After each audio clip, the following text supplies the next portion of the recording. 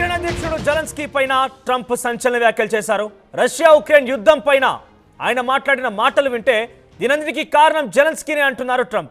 అసలు యుద్ధానికి ప్రధాన కారణం జెలెన్స్కీనే అని చెప్పడం ఒకసారిగా సంచలనంగా మారింది. ఏకంగా ట్రంప్ నోటి నుంచి ఈ మాట రావడం ఒక పెద్ద ఉద్రిక్తతలు దారితీసే అవకాశం కనబడుతోంది. ఉక్రెయిన్ తప్పిదాలతోనే ఈ నష్టం జరిగిందన్నారు ట్రంప్. ఇక యుద్ధం ఆగాలంటే పుతిన్ జెలెన్స్కీ భేటీ కావాలని చెప్పారు ట్రంప్. వారిద్దరూ భేటీ జరిగితేనే యుద్ధం ఆగుతుందన్నారు ట్రంప్. ఇరు దేశాధినేతలు కలవకుంటే తాను ఏమీ చేయలేనని చెప్పి ట్రంప్ చెప్పుకొచ్చారు. ఇక రష్యా అమెరికా మధ్య చర్చల విషయం పైన సౌదీ అరేబియాలో చర్చలు జరుగుతున్నాయి. ఆ చర్చల వేదికగా ట్రంప్ సంచలన వ్యాఖ్యలు చేశారు. ఒక చిన్న భూమి వివాదం పైన ఇంత పెద్ద మొత్తంలో ఇక్కడ వరకు దారితీసింది. ఒక చిన్న భూభాగం కోసం జెలెన్స్కీ చాలా ఒత్తిడి తీసుకొచ్చి ఇంత దూరం తీసుకొచ్చుకున్నారు, ఇంత యుద్ధానికి కారణమయ్యారని చెప్పి మాట్లాడుకొచ్చారు. ఆయన ఒక నియంత అంటూ కూడా ప్రస్తావించారు ట్రంప్. జెలెన్స్కీని ఒక నియంతలా పోల్చారు.